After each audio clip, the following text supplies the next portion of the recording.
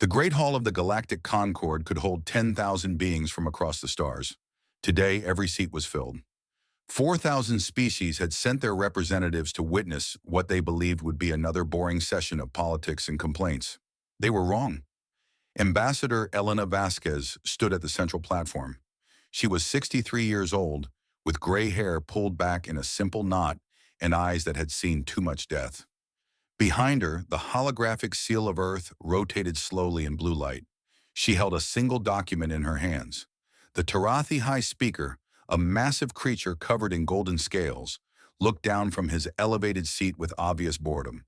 The Tarathi had ruled the Concord for 2,000 years. They saw humans as useful tools, nothing more. "The representative from Earth may speak," he announced, his voice echoing through translation devices in 100 languages. Elena did not smile. She did not bow. She simply spoke. 300 years ago, humanity joined the Galactic Concord. We were young. We were hopeful.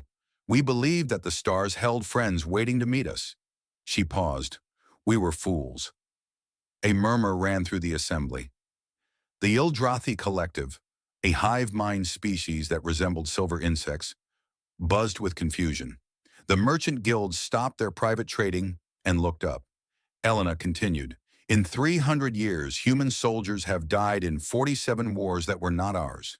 Human engineers have rebuilt the infrastructure of 31 species who never said thank you. Human doctors have cured plagues on worlds whose names we cannot even pronounce." She looked around the hall slowly. "When the Velkari swarm attacked the inner systems, who did you call? Humanity. When the dimensional rift opened near Sanctuary Prime, who did you send to close it? Humanity. When the Grethnok economy collapsed and billions faced starvation, who rebuilt your markets? Humanity." The Torathi High Speaker shifted in his seat. "Ambassador, we are aware of Earth's contributions. Is there a point to this history lesson?" Elena smiled. It was not a warm smile. "The point, High Speaker, is this." She held up the document. "This is humanity's formal withdrawal from all galactic treaties, alliances, defense pacts, trade agreements, and mutual aid programs, effective immediately." The hall exploded. Thousands of voices screamed in dozens of languages. The Tarathi High Speaker slammed his ceremonial staff against the floor, demanding order. The Ildrathi buzzed so loudly that translation devices overloaded and shut down. Elena stood perfectly still in the center of the chaos. When order was finally restored, the High Speaker's golden eyes were narrow with anger. "You cannot do this. The treaties are binding. Earth has obligations." "Earth has fulfilled every obligation," Elena replied calmly. "We have checked. Carefully. Every treaty has a withdrawal clause. We are exercising those clauses, simultaneously, today." A Grethnok representative, a thin being with blue skin and too many eyes, stood up. "This is madness. Who will maintain the border stations? Who will patrol the shipping lanes? Who will—" "You will," Elena said. "Or you won't. That is no longer humanity's concern." The hall fell into stunned silence. The Torathi High Speaker leaned forward. "Ambassador Vasquez, let us be reasonable. Clearly, Earth has some grievance. Tell us what you want. More seats on the council? More trade rights? Name your price." Elena laughed. It was a sad sound. "That is exactly the problem, High Speaker. You think everything has a price. You think we can be bought." She shook her head. 17 times Earth has requested a permanent seat on the High Council. 17 times we have been denied. The reason given each time was the same. Humans are too young, too primitive, too emotional. She looked around the hall again. "Primitive. That is what you call us. The species that sealed the dimensional rift. The species that broke the Velkari siege. The species that rebuilt your economies and healed your sick and died for your causes." Her voice hardened. 300 years of service, and you call us primitive." The Ildrathi representative spoke, its voice a chorus of clicking sounds. "The human feels offended. How typical. How emotional. This is precisely why your species is not suited for—" "For what?" Elena interrupted. "For being treated as equals? For receiving basic respect?" She shook her head. "You have made your position clear. Again and again. Humanity exists to serve. Humanity exists to sacrifice.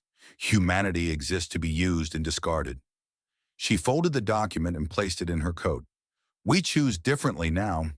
The Merchant Guild leader, a fat creature that resembled a talking slug, raised one appendage. Think carefully, human. If you leave, you will have no access to galactic trade. Your economy will suffer. Elena nodded. Possibly, but we will suffer on our own terms. We will build on our own terms. We will live and die on our own terms. She smiled again, and this time it reached her eyes. Do you know what that is called, Guildmaster? It is called freedom. She turned to leave. Wait! The Tarathi High Speaker stood. You cannot simply walk away. The Velkari remnant still threatens the border. The pirates in the Outer Rim grow stronger every day. Without human military support, you will have to solve your own problems. Elena stopped at the door and looked back. For 300 years, you have treated us as expendable. You have taken our sacrifices as your right. You have never once asked what it cost us. Her voice dropped to almost a whisper, but every being in the hall heard her clearly. It cost us everything. Our children grew up without parents who died in your wars. Our engineers worked themselves to death fixing your broken worlds. Our doctors watched plagues kill millions while waiting for permission from your bureaucrats. A single tear rolled down her cheek. And never once, not once, did any of you say thank you. She wiped the tear away. Earth and her colonies thank you for 3 centuries of ingratitude. We wish you well. We truly do. But we will no longer pay for your survival with our blood. She walked out. The doors closed behind her. And for the first time in 2,000 years, the Galactic Concord had no idea what to do next. In orbit above the conquered homeworld, the first human ships were already turning toward home. Within a week, 200 peacekeeping missions would end. 300 border stations would go dark. Thousands of human advisors, engineers, doctors, and soldiers would pack their bags and leave. The galaxy did not believe it would happen. The galaxy was wrong. 6 months had passed since the humans left. The galaxy had laughed at first. Good riddance, they said. The emotional primitives had finally shown their true nature. Running away like frightened children, the Galactic Concord would be better without them. The laughter stopped quickly. Admiral Keth Foran of the Torathai Imperial Fleet stood on the bridge of his flagship and watched his empire burn. 3 border worlds had fallen to the Velkari remnant in the past month alone. His fleet was scattered, disorganized, and losing. Where are the reinforcements? He demanded. His second officer, a young Tarathi with fresh scales, hesitated. Admiral, the reinforcements were supposed to come from the human auxiliary forces. Kithaverin closed his eyes. Of course they were. For 50 years, human tactical advisors had run the border defense grid. Human ships had patrolled the dangerous sectors. Human soldiers had held the line while Tarathi officers took the credit. Now the humans were gone, and no one knew how to operate the defense systems they had built. Send a message to Earth, Kethavorn ordered. Tell them we need immediate assistance. Tell them we will pay any price. Sir, we have sent 47 messages to Earth in the past 6 months. They have not responded to any of them. The Admiral stared at the view screen. Another colony was dying. Millions of Tarathi citizens were screaming for help that would not come. They have to respond, he whispered. They have to. They did not. Far across the galaxy, the Grethnok financial network collapsed for the second time. But this time, there were no human economists to rebuild it. There were no human advisors to restructure the debt. There were no human solutions to problems the Grethnok had never bothered to understand. Chancellor Veymoth addressed his starving people from the steps of the Grand Exchange. His blue skin had turned pale with hunger. His many eyes were dim with exhaustion. The humans will return, he promised. They always do. They cannot resist helping. It is in their nature. We must simply wait. But the weeks passed. The months passed. The humans did not return. Food riots spread across Grethnok space. Industrial worlds that had forgotten how to grow crops watched their populations starve. Colony ships fled toward any system that would take them. But no one wanted refugees from a failed civilization. On the conquered homeworld, the Ildrathi Collective held an emergency session. Their silver bodies filled the assembly hall like a living sea. We must replicate human technology, the collective announced through their speaker drone. Their methods are primitive but effective. We will study their designs and improve upon them. For 3 months, Eldrathi scientists worked on human technology. They studied the FTL communication relays that humans had built. They examined the medical nanites that humans had designed. They analyzed the power cores that humans had engineered. They understood none of it. This makes no sense, the lead scientist reported. The designs are too simple. There must be hidden components, secret mechanisms. The humans must have concealed their true methods. But there were no secrets. Human technology worked because humans understood something the Eldrathi did not. They understood that simple was not the same as primitive. They understood that elegant solutions were better than complicated ones. They understood that good enough today was better than perfect never. The Eldrathi did not understand these things. They never had. When they tried to activate a human-designed communication relay, it exploded. When they tried to reprogram human medical nanites, the nanites caused a plague that killed 30,000. When they tried to restart a human power core, it melted through the floor of the research station. The collective was forced to admit the truth. They had spent 3 centuries mocking human engineering while depending on it completely. But not everyone in the galaxy had treated humanity with contempt. On a small water world called Kethria, an amphibian species remembered differently. The Kethri were a minor civilization, barely a footnote in galactic history. 50 years ago, a disease had nearly wiped them out. Their population fell from 2 billion to less than 100,000. The Galactic Concord had voted not to help. The Kethri were unimportant. Their world had no valuable resources. Their extinction would affect nothing. But the humans came anyway. Human doctors worked for 3 years to develop a cure. Human engineers built water purification systems to stop the disease from spreading. Human teachers helped Kethri children who had lost their parents. No one asked the humans to help. No one paid them. They simply came because it was the right thing to do. The Kethri never forgot. Ambassador Selathi sat in her small office on the conquered homeworld and compiled records. For 6 months, she had been gathering evidence. Every insult, every betrayal, every time humanity had been exploited and dismissed. The file was enormous. "You cannot broadcast this," her assistant warned. "The Concord will be furious." Salathi's gill flaps rippled with something like a human smile. "The Concord can burn. The humans were the only ones who ever helped us, the only ones who ever treated us as equals. And we stood by in silence while they were abused." She activated the transmission array. No more silence. The broadcast went out to every corner of the galaxy. Billions of beings watched as the full history of human exploitation was revealed. They saw the battles humans had fought without thanks. They saw the worlds humans had saved without recognition. They saw the lives humans had sacrificed for species who called them primitive. The Tarathi demanded the broadcast be stopped. The Eldrathi tried to jam the signal. The merchant guilds threatened economic sanctions. But the Kethri had built their transmission system using human technology. It could not be stopped by anyone who did not understand human engineering. And no one understood human engineering. By the end of the 6th month, the galaxy had changed. The old certainties were gone. The Tarathi Empire was fracturing under Velkari attacks. The Grethnok economy was dust. The Eldrathi collective was dealing with plagues of their own making.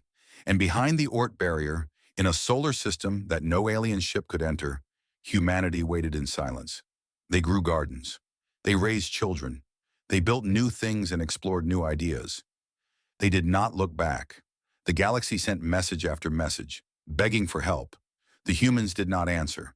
The galaxy sent gifts and promises and threats. The humans did not respond. For the first time in galactic history, humanity had nothing to say, and the silence was deafening. 2 years after humanity walked away, the Galactic Concord sent its largest diplomatic fleet to the edge of Sol system. 147 ships carried representatives from every major power. They brought gifts of rare metals and precious gems.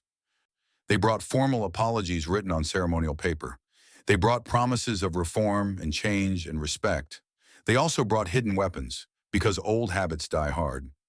The fleet stopped at the Oort barrier, a ring of defense stations that surrounded human space like a wall of steel and light. Nothing had passed through the barrier in 2 years. Nothing would pass through it today. Admiral Marcus Chen stood on the bridge of the barrier command station and watched the alien fleet approach. He was 70 years old with white hair and a face carved by decades of war. He had lost his wife to a Valkyrie attack. He had lost his son to a rescue mission that saved 10,000 Torathi civilians who never learned his name. He had no sympathy left for the galaxy. Admiral, his communications officer reported, the Torathi High Speaker is requesting permission to approach. He says he brings a message of peace and reconciliation. Marcus looked at the fleet of warships on his screen. A message of peace delivered by 147 armed vessels. How touching. Shall I respond, sir? Marcus was quiet for a long moment. Then he nodded. Open a channel. Broadcast on all frequencies. Let everyone hear this. The channel opened. Marcus spoke. This is Admiral Marcus Chen, commander of the Ort Barrier Defense Force. You have entered restricted space. You will halt your approach and state your business. The Torathi High Speaker's voice came through, smooth and confident. Admiral Chen, I am High Speaker Mordeth of the Torathi Empire. I come bearing the collective apology of the Galactic Concord. We acknowledge that mistakes were made in our relationship with humanity. We wish to make amends. Mistakes, Marcus repeated. You call 3 centuries of exploitation mistakes. We were unwise, Morteth admitted. We did not appreciate humanity's contributions. We took your sacrifices for granted. But we have learned. We have changed. We ask only for the chance to prove it. Marcus leaned back in his chair. And if we refuse, there was a pause, then we will be very disappointed. Marcus almost smiled. High Speaker, I am going to broadcast a message to your entire fleet. I want every being to hear this clearly. He stood up and faced the view screen. You called us violent. You were right. We are violent. We fought your wars for you because we are good at fighting. But we are tired of fighting for people who despise us. He began to walk slowly across the bridge. You called us primitive. You were right. We are primitive. We believe in simple things like loyalty and gratitude and respect. These concepts seem to confuse you. He stopped at a window and looked out at the stars. You called us useful, and that is where you made your mistake. We are not tools. We are not resources. We are not pets that perform tricks for treats. We are a civilization. We have art and music and dreams. We have children who deserve to grow up in peace. We have elders who deserve to rest. His voice hardened.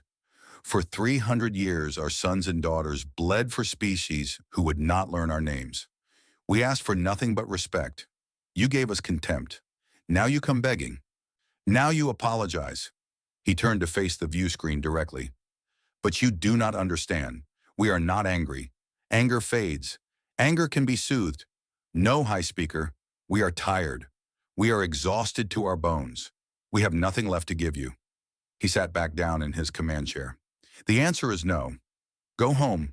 Learn to save yourselves, if you can. The channel closed. For several minutes, the alien fleet did nothing.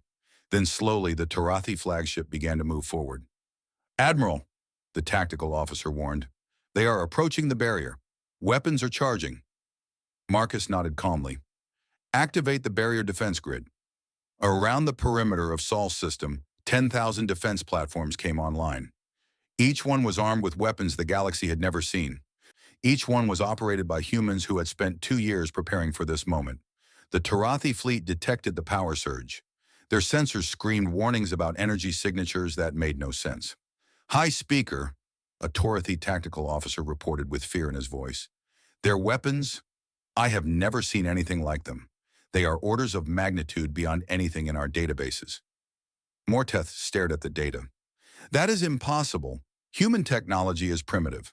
With respect, High Speaker, human technology was primitive when they were building things for us. It appears they were holding back. The fleet stopped. Behind the barrier, humanity had not been idle. Without the burden of endless wars and thankless charity, human science had advanced at incredible speed. They had developed new weapons, new shields, new engines. They had solved problems that had puzzled the galaxy for millennia. They had become something the galaxy did not expect. Dangerous. Marcus sent one final message. High Speaker, I am going to give you 1 hour to withdraw from Sol space. If any ship is still within sensor range after that hour, we will demonstrate our new defensive capabilities. I strongly suggest you leave." The Tarathi High Speaker wanted to argue. He wanted to threaten. He wanted to demand respect for his ancient empire and his sacred position. But he looked at the energy readings from the barrier. He looked at the faces of his officers, pale with fear, and he gave the order to retreat. The diplomatic fleet turned and fled. 147 ships ran away from a species they had mocked as primitive for 300 years. The galaxy watched the retreat on every screen and every display. They saw the mighty Tarathi Empire humiliated. They saw the proud Galactic Concord rejected. They saw humanity refuse to be bought or bullied or begged. And slowly the galaxy began to understand something important. Humanity had never needed the conquered. The Concord had needed humanity. Behind the barrier, Marcus Chen sat alone in his quarters and looked at a photograph. His wife smiled at him from the image. His son stood beside her, young and proud in his uniform. Both of them were dead.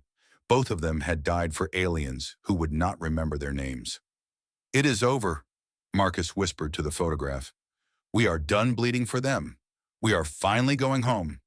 Outside his window, human children played in gardens that had never known war. Human families lived in peace for the first time in centuries. The galaxy was burning, but humanity at last was free. 5 years after humanity walked away, the galaxy had become a different place. The Velkari swarm was gone, not defeated in battle, but simply gone. A strange disease had swept through their hive worlds, destroying their queens and ending their ability to reproduce. Within 2 years, the species that had terrorized the galaxy for centuries simply faded away. No one knew where the disease came from, but those who had studied human biology noticed something strange. The disease was perfectly designed to target Velkari genetics. Too perfect to be natural, too elegant to be accidental. The humans said nothing. They never said anything anymore. The Tarathi Empire had fractured into 7 smaller nations, each one fighting the others for scraps of former glory. The High Speaker had been overthrown by his own generals. The great fleets had been sold for food and fuel. The Grethnok had scattered across the galaxy as refugees. Their worlds were empty. Their banks were ruins. Their children begged for food on stations that had once celebrated Grethnok wealth. The Eldrathi Collective had suffered the worst fate of all. The plagues caused by their failed attempts to copy human technology had killed billions. The survivors had lost their connection to the hive mind. For the first time in their history, they were individuals, lost, confused, and alone. The Galactic Concord no longer existed. Its great hall stood empty, gathering dust. But not everyone had fallen. The Kethri had survived. Their water world had weathered the storms because humans had built their infrastructure to last. More importantly, they had spent the years of chaos helping others, sharing food, offering shelter, giving hope. They had learned these things from humanity, and they had not forgotten. High Speaker Veltani of the new Tarathi Republic sat in her small office and studied human history. She was young for a leader, barely 40 years old. She had grown up during the collapse, watching her civilization destroy itself. She had watched the Kethri broadcasts. She had read every word, and unlike her predecessors, she had actually listened. Now she understood. Humanity had not been a tool. They had been partners who were never treated as such. They had given everything and received nothing. They had loved the galaxy, and the galaxy had broken their hearts. Veltani made a decision. She took a single ship, unarmed, unescorted. She flew alone to the Ort Barrier, the wall of human power that no alien had passed in 5 years. She stopped her ship at the edge of sensor range and broadcast a message. "My name is Veltani. I am the High Speaker of the new Tarathi Republic. I do not come as a representative of any galactic organization. I come as an individual." She waited. There was no response. "I have studied your history, not the lies my predecessors told, but the truth. I have read your literature. I have learned your music. I have tried to understand what we did to you." Still no response. "I know now that we cannot undo the damage. 300 years of cruelty cannot be erased with words. The lives your people lost cannot be returned. The sacrifices you made cannot be repaid. Veltani felt tears forming in her eyes. I did not come to ask you to return. I did not come to beg for help. I came only to say what should have been said 300 years ago. She took a deep breath. Thank you. Thank you for saving us when we did not deserve to be saved. Thank you for protecting us when we did not appreciate it. Thank you for giving us your children when we gave you nothing in return. The tears fell freely now. And I am sorry.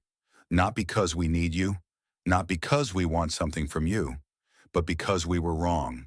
We were cruel and ungrateful and blind, and you deserved better. She ended the transmission and sat in silence. She expected nothing. She had come only to speak the truth. She waited for 7 days. On the morning of the 8th day, a single human vessel approached her ship. It was small and unarmed. Its hull was painted with flowers. A woman's voice came through the communication system. This is Elena Vasquez. I used to be the ambassador to the Galactic Concord. I am retired now. I grow tomatoes. Veltani sat up straight. Elena Vasquez, the woman who had delivered humanity's resignation, the woman who had walked away from the galaxy without looking back. Ambassador Vasquez, I did not expect anyone to answer. Neither did I, Elena said. I was watching from Earth. I saw your ship sitting there for a week. I saw you waiting, and I thought, well, maybe I should see what you want. I want nothing, Veltani said quickly. I came only to apologize. Yes, I heard. It was a good apology. Better than most. There was a pause. Would you like to see my garden? Veltani did not understand. Your garden? I grow tomatoes and peppers and some herbs. It is peaceful. I think you could use some peace. The barrier opened. For the first time in 5 years, an alien ship passed through human defenses. Not as an invader, not as a beggar, but as a guest.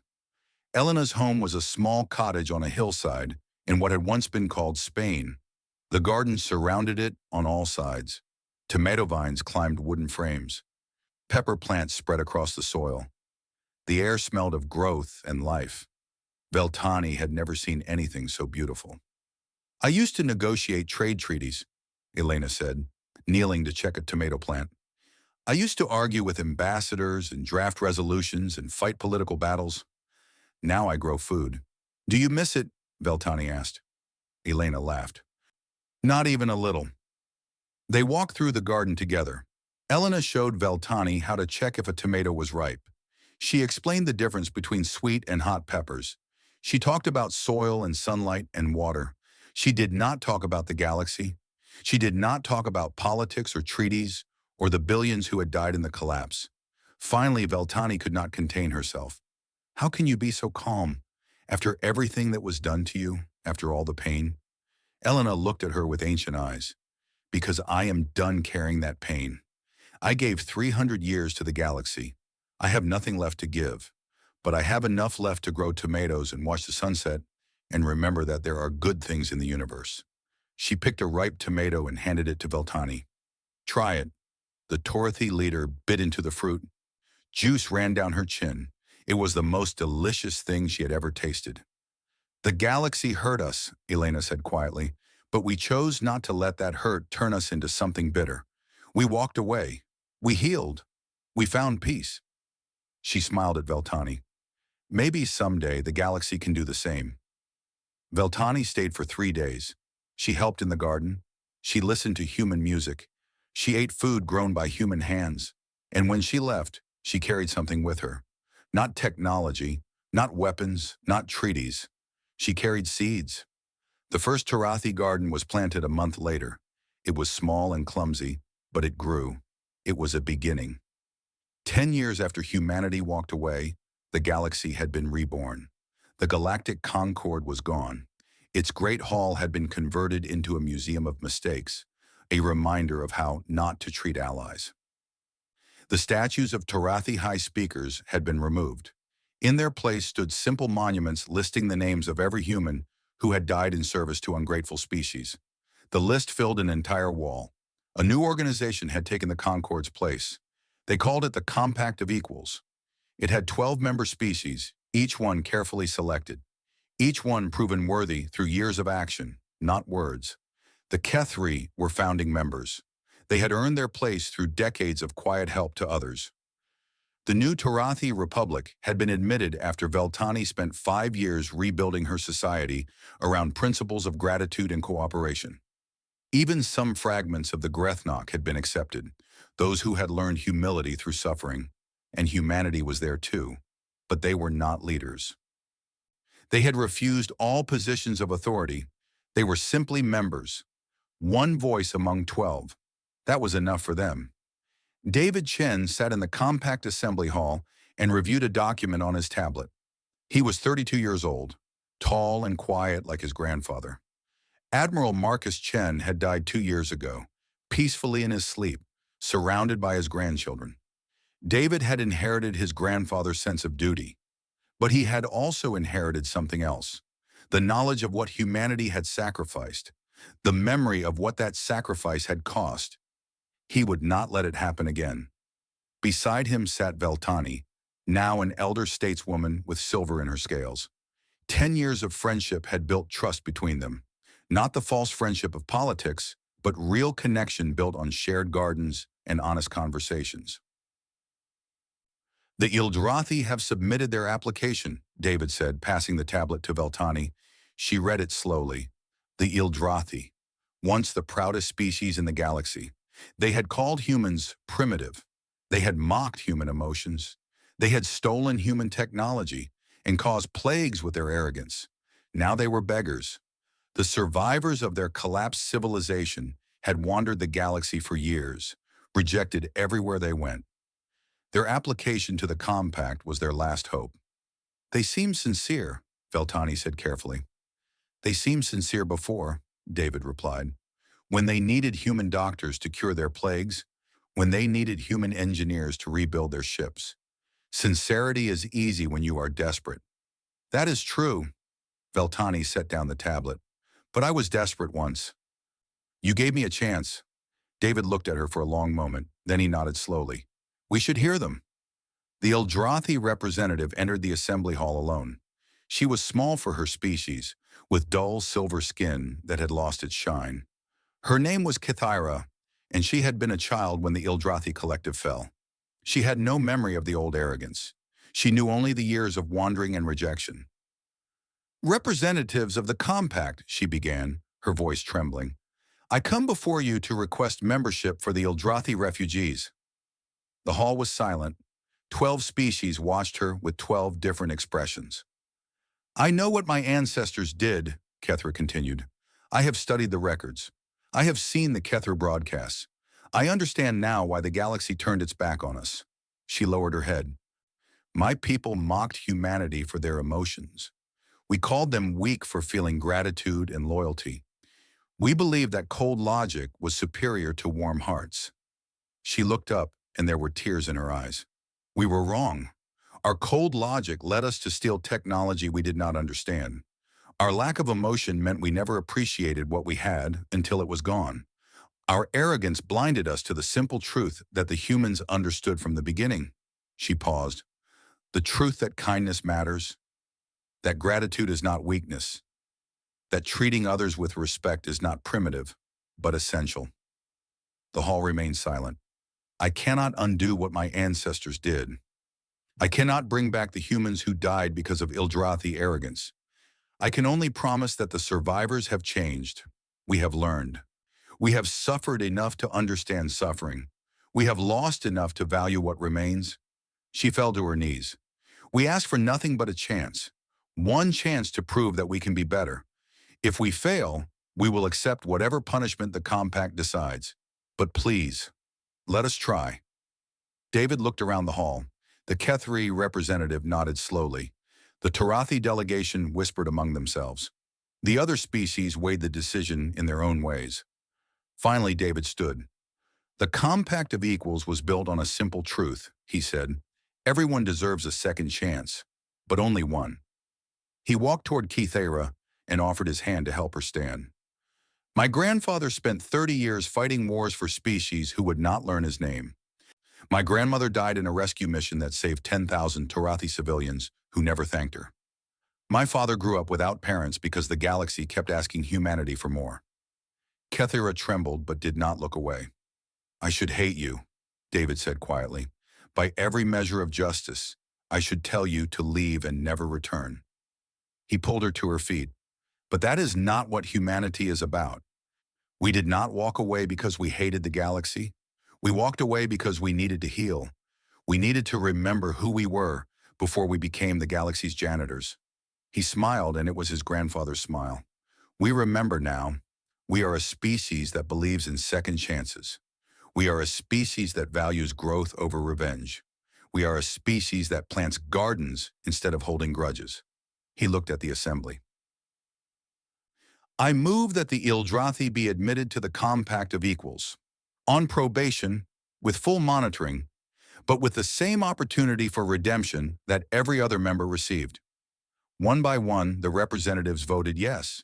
Kethira wept openly. She had expected rejection. She had prepared for scorn. She had not prepared for mercy. David placed a hand on her shoulder. Welcome to the Compact. Do not waste this chance. I will not, she whispered. I swear it. Far away in a garden on Earth, Elena Vasquez watched the ceremony on a small screen. She was very old now, her hair white as snow, her hands spotted with age. But her eyes were still sharp. She smiled as she watched David help the Eldrathi representative to her feet. She smiled as she heard the words of welcome and warning. She smiled as she saw the galaxy finally beginning to understand. Her assistant brought her a cup of tea. The Ildrathi have been admitted. Do you think it was the right decision? Elena picked up her gardening tools and walked slowly toward the tomato vines. I think, she said, that forgiveness is always the right decision, as long as it is earned. She knelt in the soil and began to work. The galaxy broke our hearts once, but hearts heal. That is what makes them worth having. The sun set over the Spanish hills. In the garden, an old woman tended her plants in peace, and across the galaxy, a new civilization grew, built not on power or conquest, but on simple things: gratitude, respect, second chances. Humanity had walked away so the galaxy could grow up, and finally, after centuries of pain and years of silence, the galaxy had learned its lesson. The story was not over. Stories never really end. There would be new challenges and new mistakes and new lessons to learn, but for now there was peace, and that was enough.